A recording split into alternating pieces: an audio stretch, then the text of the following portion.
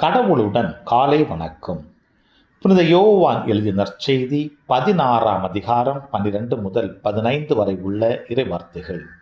அக்காலத்தில் இயேசு தம் சீடரை நோக்கி கூறியது: நான் உங்களிடம் சொல்ல வேண்டியவை இன்னும் பல உள்ளன, ஆனால் அவற்றை இப்போது உங்களால் தாங்க இயலாது.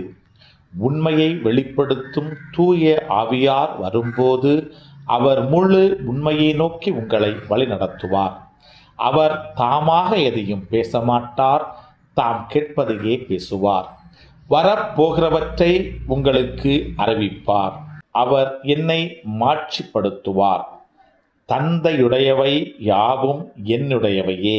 எனவேதான் அவர் என்னிடமிருந்து பெற்று உங்களுக்கு அறிவிப்பார் என்றேன். கிறிஸ்துவின் நற்செய்தி. இந்த நாள் இனிய நாளாக அமைய வாழ்த்துக்கள்.